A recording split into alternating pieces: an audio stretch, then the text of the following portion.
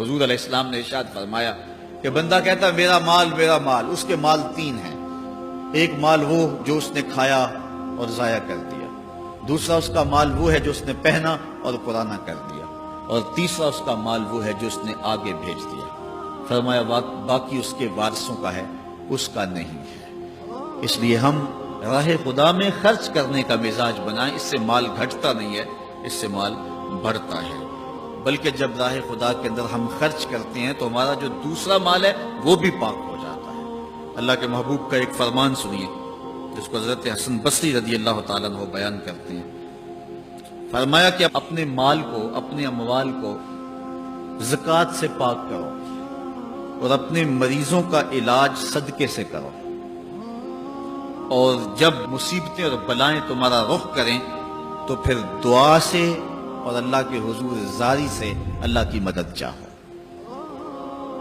آج ہم صدقے کا مزاج بہت کم کر چکے ہیں۔ اسی زمانے میں ایسا ہوتا تھا کہ جب کوئی بیمار ہوتا تھا تو سب سے پہلا کام لوگ یہ کرتے تھے کہ صدقہ دیا کرتے تھے، ڈاکٹر کے پاس پھر جایا کرتے تھے، حکیم کے پاس پھر جایا کرتے تھے، سب سے پہلے اس کی جان کا صدقہ دیا کرتے تھے۔ صدقہ قضا کو بدل دیتا ہے، تقدیر کو بدل دیتا ہے۔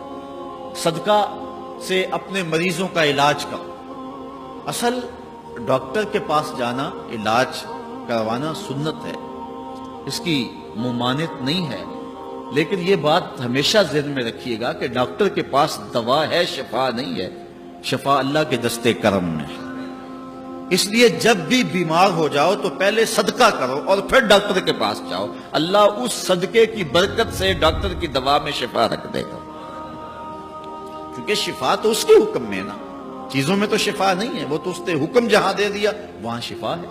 حضرت موسیٰ علیہ السلام کے پیٹ میں درد کا احساس ہوتا ہے تو کوہ طور پہ چلے گئے، کیسے جلیل القدر نبی تھے، اللہ سے ڈائریکٹ رابطے تھے، اور جا کے کہا مالک میرے پیٹ میں درد ہو رہا ہے۔ اللہ اکبر۔ گھر کے نجی معاملے بھی رب سے ڈسکس کرتے تھے، اور کوئی جو ہے وہ ایسی چیز ہوتی وہ بھی رب سے ہی عرض کرتے تھے۔ کہا میرے مالک میرے پیٹ میں درد کا احساس ہو رہا ہے، دوائی کی پوری لینی ہے تو وہ بھی جا کے کوہ طور سے رب سے ہی لیتے تھے۔ تو اللہ تعالیٰ فرمایا فلان جنگل میں چلے جاؤ، وہاں اس شکل کے پتوں کی ایک بوٹی ہے، اس کو توڑو نچوڑو، اس کا پانی پیو، تمہیں شفا مل جائے گی۔ حضرت موسیٰ علیہ السلام گئے اور جا کے بوٹی کو توڑا نچوڑا، پانی پیا، شفا ہو۔ کچھ عرصہ بیتا، دوبارہ اسی طرح کا درد جاگا۔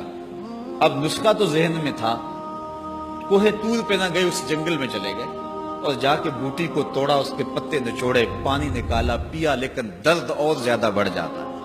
پھر دوبارہ آئے کوہ طور پہ، کہا مالک میں نے اسی درد پہ دوبارہ وہی بوٹی کا پانی پیا ہے لیکن درد بڑھ گیا ہے۔ کہا موسیٰ اب جو آئے ہو کوہ طور پہ پہلے ہی آ جاتے۔ تو عرض کی مالک بوٹی بھی وہی اور درد بھی وہی۔